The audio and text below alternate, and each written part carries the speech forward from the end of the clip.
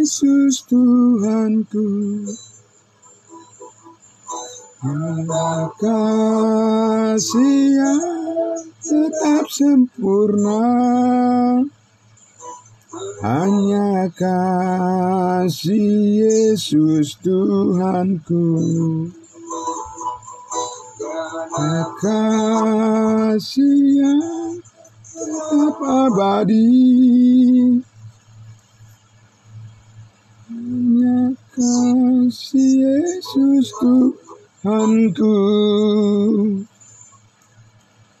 Ya kasih yang tetap sempurna,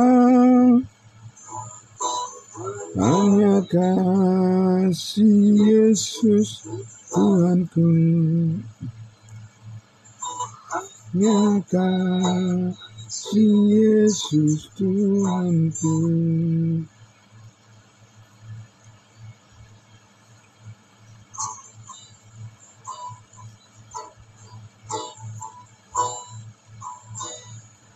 Oke.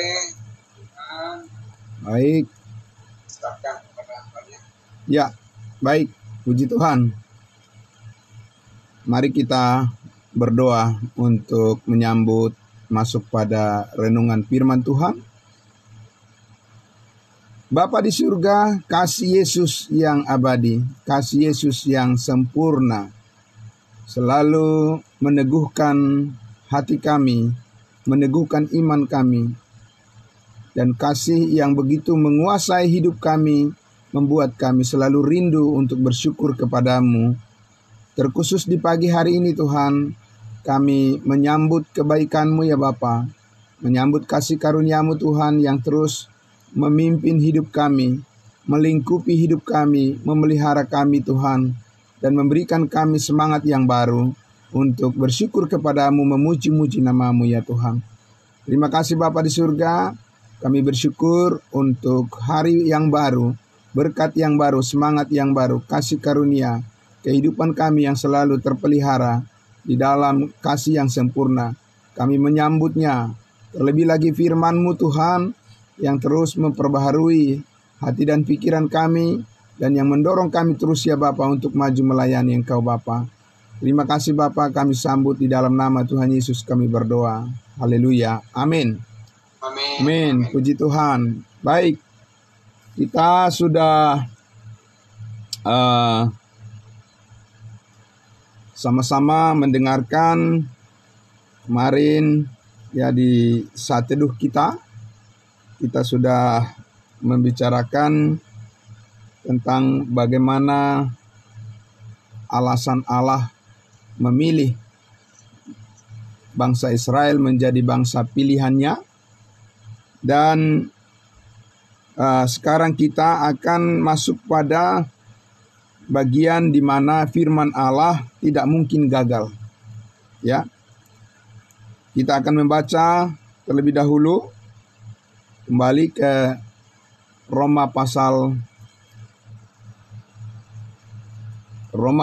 9 ya. Mari kita buka Alkitab kita, Roma pasal 9 ayatnya yang ke-6. Kita mulai dari ayat 6 sekarang ya. Saya akan membacakan firman Tuhan, Roma 9 ayatnya yang ke-6. Akan tetapi firman Allah tidak mungkin gagal, sebab tidak semua orang yang berasal dari Israel adalah orang Israel, dan juga tidak semua yang terhitung keturunan Abraham adalah anak Abraham. Tetapi yang berasal dari Ishak yang akan disebut keturunanmu, artinya bukan anak-anak menurut daging, adalah anak-anak Allah, tetapi anak-anak perjanjian yang disebut keturunan yang benar. Ya, sampai di situ dulu pembacaan kita. Ya.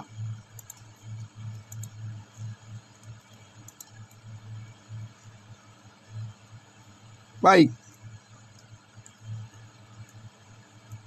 Di ayat 6 dikatakan, akan tetapi firman Allah tidak mungkin gagal. Nah, ini penting ya pernyataan ini. Kenapa tiba-tiba Paulus menegaskan bahwa firman Allah tidak mungkin gagal. Ya. Nah, ini tentu karena sebelumnya sudah dijelaskan bahwa Allah telah memilih umat pilihannya, yaitu bangsa Israel, dan Allah telah menjadikan mereka sebagai penerima firman-Nya, penerima janji-janji Allah, dan juga penerima ibadah, dan bahkan juga yang menurunkan Mesias, yang menghadirkan Mesias ke tengah-tengah dunia ini. Nah, lalu kalau begitu pertanyaannya adalah, berarti apa yang dijanjikan oleh Tuhan untuk menjadikan bangsa Israel sebagai bangsa pilihannya itu berarti gagal. Ya, firman Tuhan berarti gagal, janji Tuhan berarti gagal. Tidak akan berhasil, begitu ya. Nah, itu anggapan orang barangkali ya. Sehingga Paulus bertanya, apakah benar demikian? Apakah firman Allah itu akan berlalu dengan sia-sia? Apakah Tuhan tidak akan memulihkan kembali umatnya bangsa Israel? Ya, setelah mereka menolak Mesias. Nah, itu pertanyaannya. Nah, ini sangat menarik untuk kita cermati, karena saat ini banyak juga orang yang mempercayai bahwa tidak mungkin ada lagi nanti namanya bangsa Israel seperti yang ada di kitab Perjanjian Lama, ya, di mana Allah menjadikan mereka menjadi bangsa yang istimewa. Tidak mungkin lagi ke depannya setelah mereka menolak Mesias, tidak mungkin lagi mereka akan ada sebagai bangsa khusus yang tersendiri di hadapan Tuhan. Nah, itu banyak anggapan seperti itu ya, banyak pandangan orang yang berpandangan seperti itu, bahwa dengan penolakan daripada orang Israel terhadap Yesus Kristus sebagai Mesias dengan menyalibkannya, maka dianggap sudah tamat riwayat mereka ya. Tuhan tidak akan memulihkan kembali ya bangsa Israel sebagai bangsa pilihannya, tetapi sudah mengalihkan janji-janji Allah yang ada di Perjanjian Lama itu sekarang kepada gereja. Jadi maka sekarang ini gereja disebut Israel rohani. Tapi benarkah demikian? Ya, mari kita membaca Alkitab dengan baik dan kita mempelajarinya dengan baik. Apa yang dikatakan Paulus di sini? Apakah firman Allah? Ya, coba kita lihat dulu di Roma pasal 3 ya. Roma pasal 3 kita lihat dulu. Apakah benar memang apa yang dijanjikan oleh Allah kepada Abraham, Ishak dan Yakub dan keturunannya ya, bahwa itu sudah dibatalkan, yaitu bahwa mereka akan mewarisi bumi ya. Nah, kita lihat di Roma pasalnya yang ketiga, ayatnya yang mulai dari ayat 1 kita baca sampai ayatnya, ya, saya baca sampai ayatnya yang keempat saja dulu ya. Dikatakan demikian. Jika demikian, apakah kelebihan orang Yahudi dan apakah gunanya sunat? Banyak sekali dan di dalam segala hal. Pertama-tama, sebab kepada merekalah dipercayakan firman Allah. Nah, ya betul ya. orang Yahudi, orang Israel, merekalah yang menerima firman Allah, janji Allah, ya, melalui nenek moyang mereka, Abraham, Ishak, dan Yakub. Nah, lalu di ayat 3 dikatakan, jadi bagaimana jika di antara mereka ada yang tidak setia? Ya, dapatkah ketidaksetiaan itu membatalkan kesetiaan Allah? Jadi di sini yang menjadi fondasi, yang menjadi dasar adalah kesetiaan Allah terhadap firman-Nya. Amin. Ini yang akan menjadi fokus daripada penegasan daripada Rasul Paulus, ya, untuk meyakinkan semua orang bahwa kebenaran saat ini adalah bergantung pada kesetiaan Allah. Yang kita pahami saat ini adalah bahwa segala sesuatu itu bergantung kepada kesetiaan Allah, termasuk keselamatan kita juga. Amin. Nah, sehingga ya, kembali Rasul Paulus menegaskan bahwa dikatakan ayatnya yang keempat, sekali-kali tidak. Sebaliknya Allah adalah benar dan semua manusia pembohong, seperti ada tertulis, supaya engkau ternyata benar dalam segala firman-Mu dan menang jika engkau dihakimi. Nah, jadi rupanya orang-orang yang tidak percaya akan berkata, nah, berarti dengan kejatuhan bangsa Israel, gagal sudah Tuhan itu. Firman-Nya gagal, tidak berhasil kan? Begitu kira-kira ya. Dengan kebodohan daripada bangsa Israel, dengan kemurtatan mereka daripada firman Tuhan, mereka dianggap bisa menggagalkan apa yang difirmankan oleh Allah, apa yang dijanjikan oleh Allah kepada nenek moyang mereka, ya. Dan Paulus katakan tidak mungkin Allah akan memelihara janjinya. Tuhan akan memelihara firman-Nya dan Dia selalu benar, sedangkan manusia dikatakan semuanya adalah pembohong. Nah, di sini kita lihat, ya, kembali lagi ke Roma pasalnya yang ke-9 itu, ya. Kita lihat di situ Paulus kembali menegaskan bahwa tujuan Allah memilih bangsa Israel menjadi bangsa pilihannya adalah untuk menghadirkan Mesias, juru selamat, dan itu sudah menjadi nyata, ya. Dan bahkan Dia dengan kerelaan hatinya telah melakukan kehendak Allah.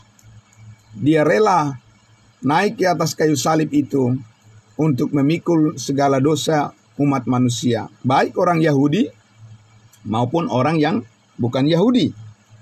Nah, sehingga tidak mungkin firman Allah itu gagal. Ya. Kalau dikatakan tertunda, ya, tertunda bukan karena Allah tidak sanggup melaksanakannya, tetapi karena Allah memberikan kesempatan kepada manusia untuk meresponi apa yang menjadi rencananya sesuai dengan programnya, ya. Nah, dalam hal ini kita lihat bagaimana kegagalan daripada bangsa Israel itu justru dari situlah Allah memulai program yang baru, ya, program kasih karunia Allah bagi kita bangsa-bangsa lain yang dahulu kita bukan siapa-siapa, yang dahulu kita tidak mendapat bagian di dalam perjanjian-perjanjian yang diterima oleh bangsa Israel, ya, di mana kita bangsa-bangsa lain tidak dikenal, adalah dikatakan sebagai bangsa-bangsa kafir yang tidak mengenal firman Allah, tidak mengenal kebenaran, ya, tidak mendapat bagian di dalam berkat yang dijanjikan oleh Allah. Tapi sekarang oleh karena kejatuhan daripada bangsa Israel, justru sekarang penjangkauan tangan Tuhan,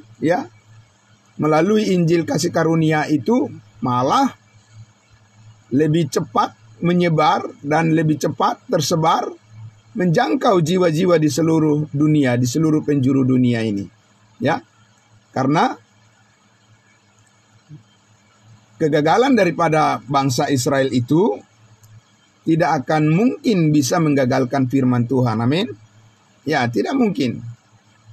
Nah, orang Israel yang akan rugi, manusia yang tidak percaya yang akan rugi kalau dia tidak menggunakan kesempatan yang diberikan oleh Tuhan untuk meresponi kehendaknya. Nah, jadi ini adalah sesuatu yang sangat menarik, ya. Karena anggapan bahwa firman Tuhan itu gagal, itu tidak benar. Yang gagal itu manusia. Tetapi Tuhan selalu punya cara untuk menjalankan kehendaknya. Amin. Dia selalu punya cara. Ya. Dan cara Tuhan saat ini adalah ya menegaskan bahwa meskipun orang Israel, bangsa Israel gagal menerima janji Allah atau gagal meresponi kehendak Allah bagi kehidupan mereka, tidak berarti semua orang bersikap seperti mereka, kan? Ya, tidak berarti penolakan mereka itu membuat bahwa rencana Allah untuk menyelamatkan seisi dunia atau menyelamatkan setiap orang, ya, itu gagal total dan tidak akan berlanjut lagi. Bahkan sekarang kita lihat bahwa keselamatan itu diberikan berdasarkan kasih karunia Allah dengan cuma-cuma disampaikan kepada semua orang, ya, melalui pemberitaan Injil kasih karunia Allah. Itu sebabnya kalau kita lihat, ya, Bapak Ibu, kita lihat di Roma pasalnya yang ke-11, coba kita lihat, ya, Roma pasal 11, ya, Roma pasal 11 di sini Paulus mengatakan dari ayat 1, maka aku bertanya, adakah Allah mungkin telah menolak umatnya? Nah, itu dia. Apakah gara-gara orang Israel, Farisi, ahli Taurat, ya, Saduki, apakah gara-gara sikap mereka menolak Mesias Yesus Kristus, maka Allah juga menolak semua orang Israel secara total, secara keseluruhan? Ya, apakah gagal rencana Allah bagi mereka? Tidak, ya, dikatakan di situ sekali-kali tidak. Karena apa? Karena aku sendiri pun orang Israel. Puji Tuhan, ya. Dari keturunan Abraham, dari suku Benyamin. Jadi Paulus di sini, ya, menjelaskan keotentikan daripada dirinya sebagai bukti bahwa kasih karunia Allah itu tidak gagal, firman Allah tidak gagal, karena toh juga Tuhan mempunyai rencana. Amin. Mempunyai rencana yang terbaik. Dan Paulus katakan, justru karena aku ini adalah seorang Israel dari keturunan Abraham dan dari suku Benyamin. Ya, itu buktinya, faktanya, bahwa kasih karunia Allah itu terus berlanjut. Ayat 2, Allah tidak menolak umatnya yang dipilihnya, ataukah kamu tidak tahu apa yang dikatakan kitab suci tentang Elia waktu ia mengadukan Israel kepada Allah. Ya, ini kembali diambil oleh Paulus, cerita tentang masa Nabi Elia. Ya, bagaimana orang Israel secara mayoritas menyimpang dan lari kepada penyembahan berhala. Ya. Dan apa yang dikatakan oleh Tuhan kepada Elia? Apa yang dikatakan Elia kepada Tuhan? Di ayat 3 dikatakan, Tuhan, nabi-nabimu telah mereka bunuh, mesbah-mesbahmu telah mereka runtuhkan. Hanya aku seorang dirilah yang masih hidup dan mereka ingin mencabut nyawaku. Jadi Nabi Elia itu khawatir sangat sudah hampir di titik di mana dia sudah putus asa ya. Sudah putus asa. Karena apa? Berarti selesai nih bangsaku ini, bangsa pilihan Tuhan ini, umatnya Tuhan ini sudah berakhir nih, tamat nih ceritanya nih. Masa cuma aku sendiri yang tinggal, begitu ya. Masa cuma aku yang mau menyembah Tuhan, masa aku hanya sendiri, aku umatnya, ya. Padahal Tuhan menghendaki supaya semua orang Israel itu menjadi umat Tuhan yang siap untuk menyembah Dia. Ya, ini sama juga dengan yang dialami oleh oleh Musa, ya. Ketika Musa memimpin bangsa Israel itu di padang gurun, mereka berbalik menolak Tuhan dan menghina Tuhan, dan mereka semua bersungut-sungut dan menyalahkan Tuhan, ya. Lalu Musa mengatakan, daripada orang Israel itu dihukum oleh Allah, Tuhan katakan, lebih baiklah nyawaku sendiri yang engkau cabut. Begitu ya, hapuskanlah namaku dari kitab kehidupan. Tapi Tuhan selalu punya rencana yang lebih baik. Amin. Ya, orang-orang yang tetap setia akan ya menjadi berkat bagi banyak orang. Karena Tuhan itu punya rencana yang jauh lebih baik daripada pikiran manusia yang jahat. Ya, sehingga Tuhan mengatakan, ya, Allah mengatakan kepada Musa, oh tidak, siapa yang berdosa, siapa yang memberontak, itulah yang akan kuhukum. Tapi engkau akan tetap hidup di hadapanku. Nah, itu juga yang dikatakan oleh Rasul Paulus di pasal 9 itu kan. Dia katakan, aku bahkan rela mau terkutuk, ya, asal bangsaku bisa diselamatkan. Ya, jadi dia sangat memikirkan, bahkan dia mau jadi tumbal kalau seandainya hal itu memungkinkan. Saking dia begitu mencintai, mengasihi bangsanya sendiri, orang-orang Yahudi itu, ya. Nah, tetapi tidak mungkin demikian. Siapa yang tidak percaya, itulah yang akan binasa. Nah, tetapi pertanyaannya, apakah orang yang tidak percaya yang akan binasa itu akan menggagalkan juga semua orang yang percaya, ya? Nah, disitulah Elia pada saat itu berpikir bahwa sudah selesai, sudah tamat, sudah ya rencana Tuhan bagi mereka, bagi bangsa Israel. Tapi tidak. Di ayat 5 dikatakan apa? Demikian juga pada waktu ini, ayat 4 masih ya, ayat 4. Tetapi bagaimanakah firman Allah kepadanya? Aku masih meninggalkan 7.000 orang bagiku yang tidak pernah sujud menyembah Baal, menyembah berhala. Jadi Tuhan itu selalu mempunyai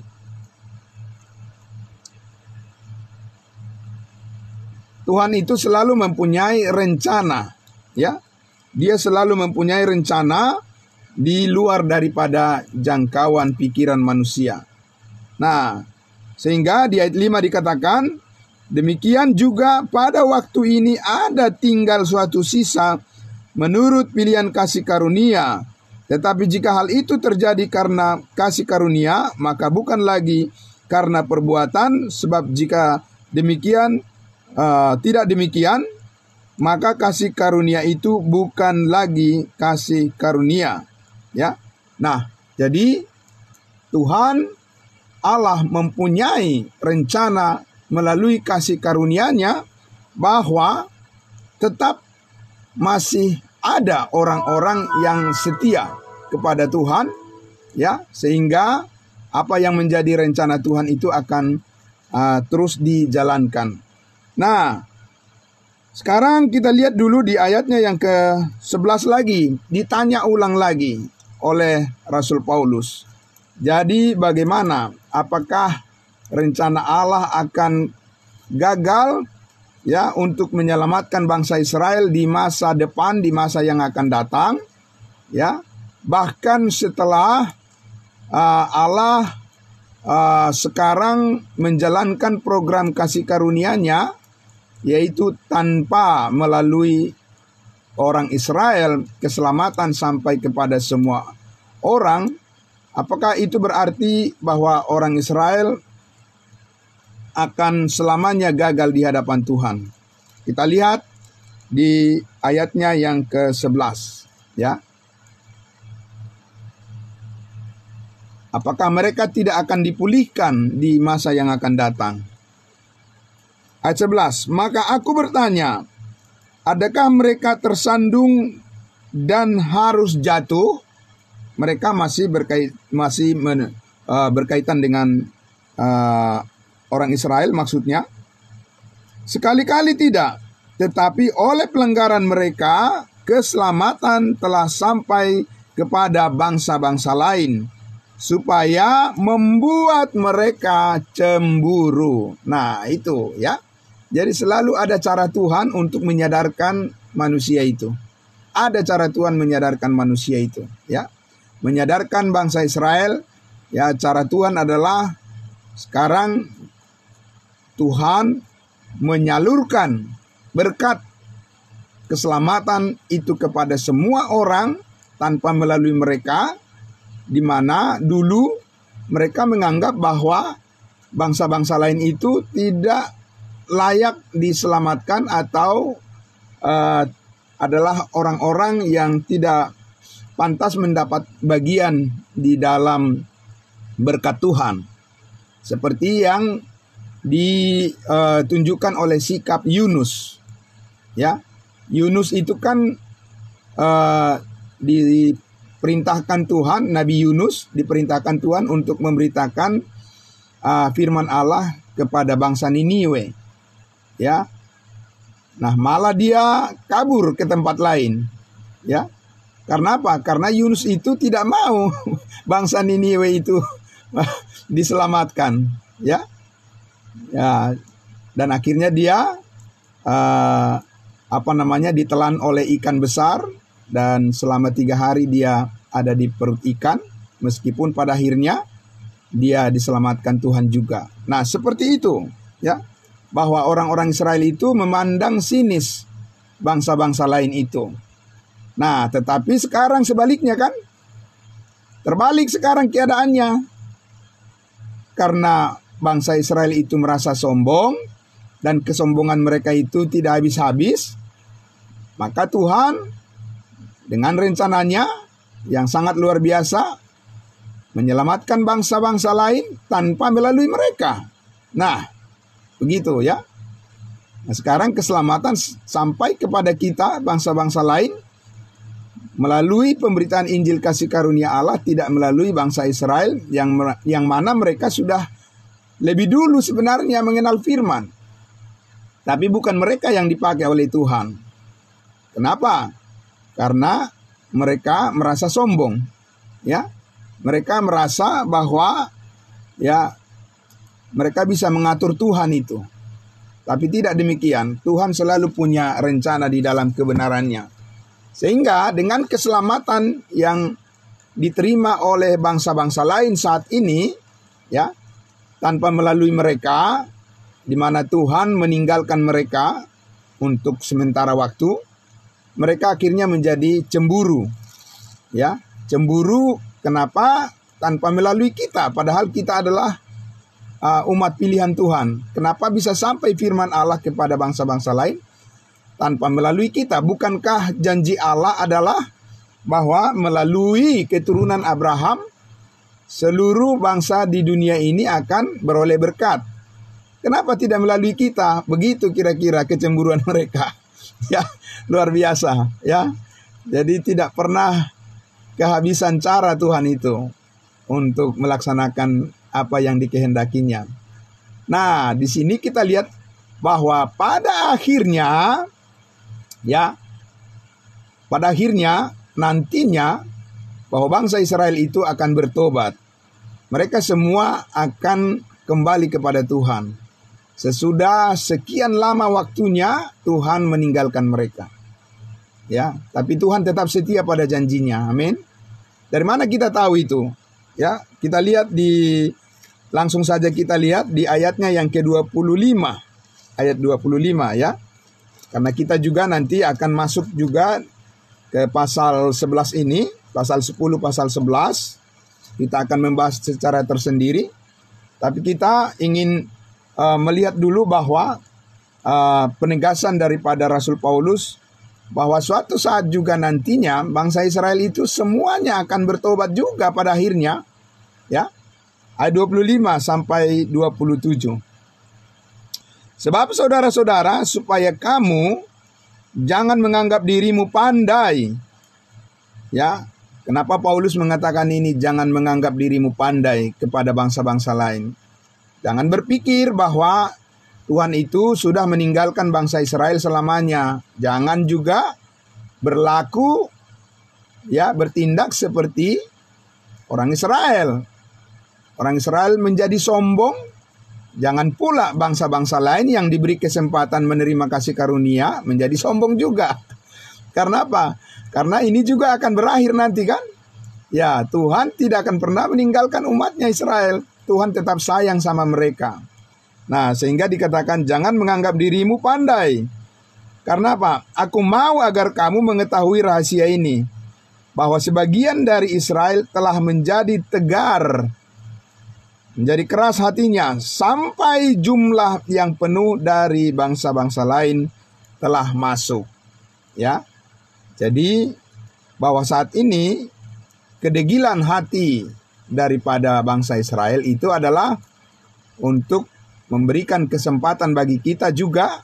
Kita melihat kesempatan itu bagi kita, bangsa-bangsa lain, agar kita semuanya ya memanfaatkan ya kesempatan baik yang luar biasa diberikan oleh Tuhan kepada kita untuk menerima kasih karunia-Nya.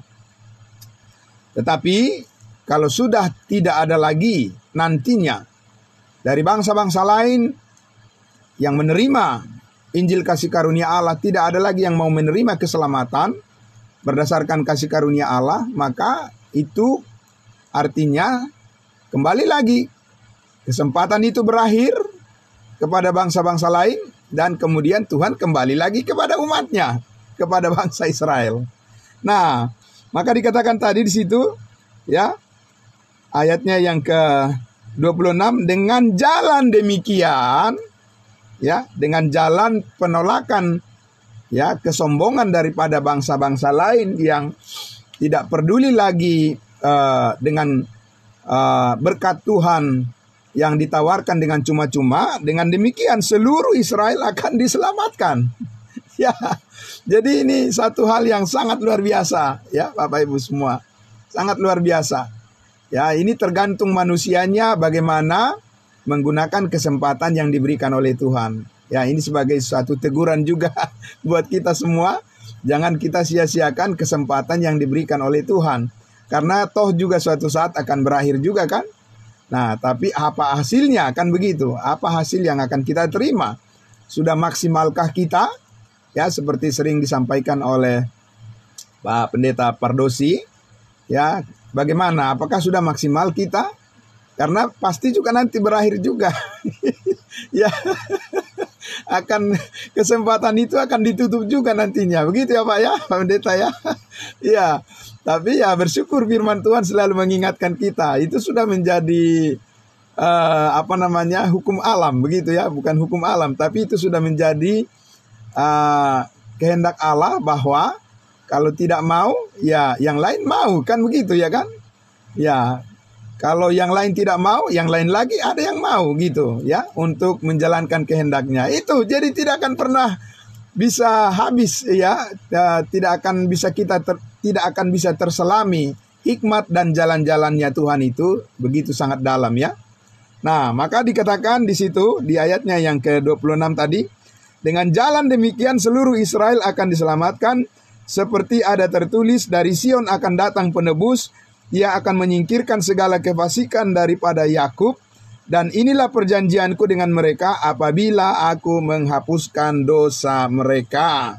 Nah, itu ya, jadi luar biasa. Nah, makanya sebenarnya bangsa-bangsa lain itu, kita ini haruslah sebenarnya kita menyambut dengan penuh kegembiraan. Amin. Kasih karunia ini.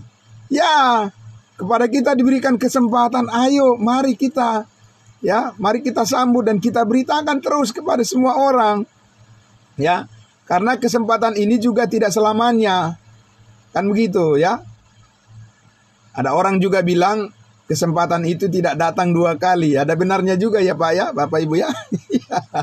Iya, tidak, kesempatan itu tidak datang 2 kali katanya. Iya. Karena apa? Kalau memang sudah berakhir nanti kesempatan bangsa-bangsa lain menerima keselamatan dengan cuma-cuma, maka Tuhan akan menutup pintu dan diakhiri dengan pengangkatan di awan-awan kita, maka Tuhan kembali kepada umatnya Israel, menyelamatkan mereka. Karena Tuhan itu setia, selalu setia Pak ya. Dia setia untuk selamanya. Dia tidak akan pernah mengingkari janjinya kepada siapapun ya. Puji Tuhan, makanya kita bersyukur apa yang dijanjikan Tuhan kepada kita, bahwa karena kasih karunia kamu diselamatkan melalui iman. Itu bukan hasil usahamu, tetapi pemberian Allah ya.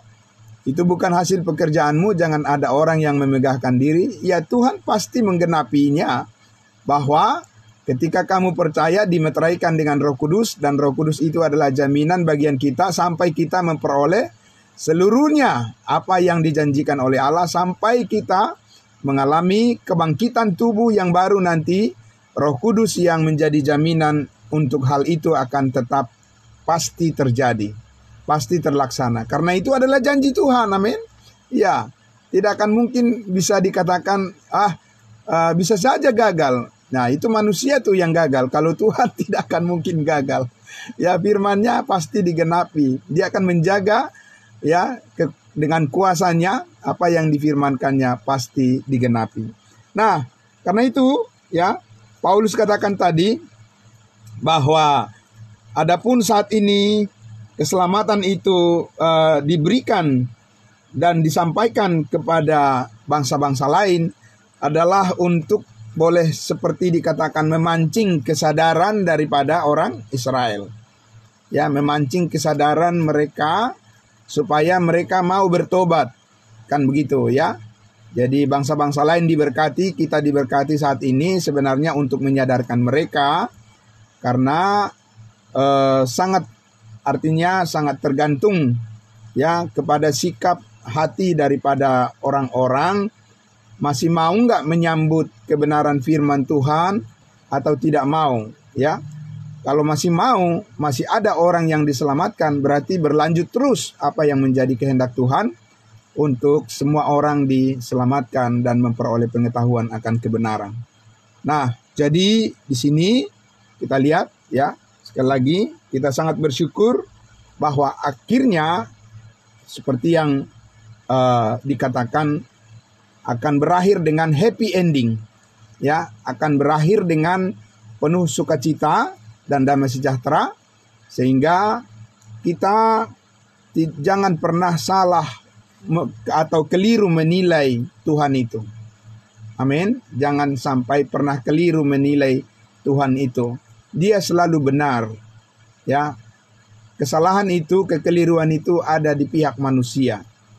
Tetapi kita bersyukur bahwa Tuhan mengarahkan hidup kita selalu benar di jalan apa yang Dia kehendaki untuk kita semuanya. Karena itu, Bapak Ibu yang diberkati oleh Tuhan Yesus, marilah kita pergunakan kesempatan yang baik ini, ya, di mana Tuhan memberikan kepada kita kesempatan untuk belajar, datang mengenal Dia, mengenal Yesus lebih dalam lagi, lebih sungguh lagi, supaya hidup kita benar-benar dipakai oleh Tuhan. Sampai akhir hidup kita dipakai olehnya. Amin.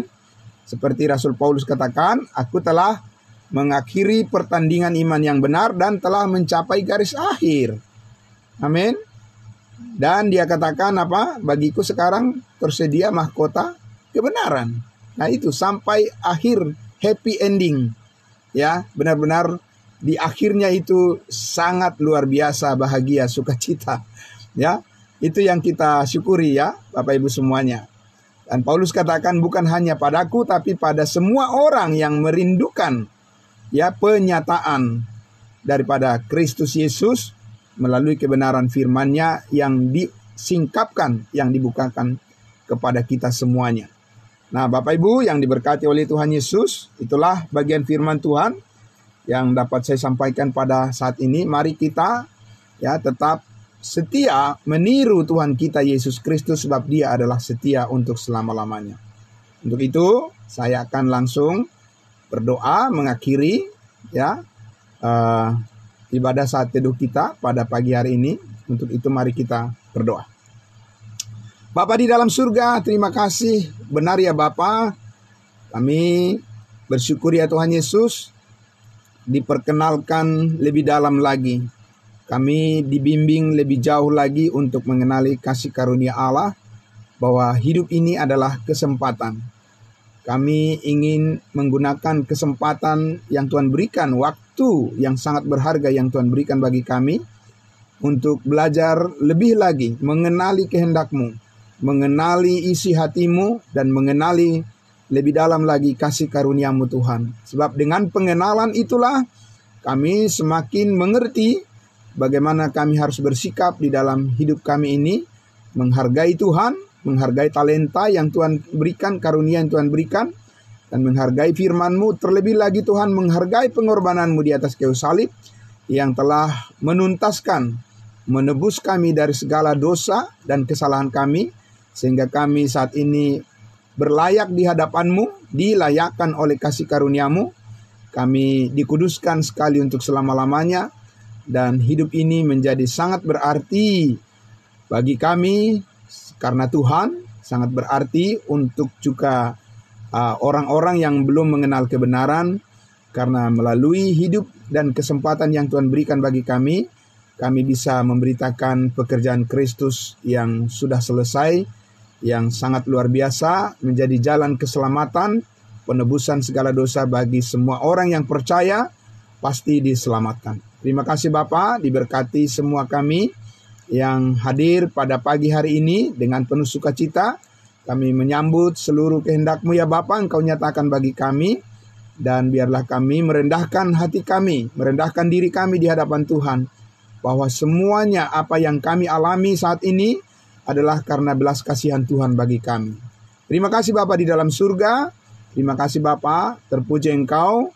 Kami menyambut hari yang Tuhan berikan untuk kami beraktivitas bersama-sama, melakukan segala sesuatu dengan penuh ucapan syukur, dan kami mau supaya hidup kami senantiasa dipenuhi dengan ketaatan daripada Kristus. Terima kasih. Di dalam nama Tuhan Yesus kami berdoa dan bersyukur. Haleluya. Amin. Amin. Puji Tuhan. Terima kasih. Selamat pagi semuanya ya. Shalom. Ya.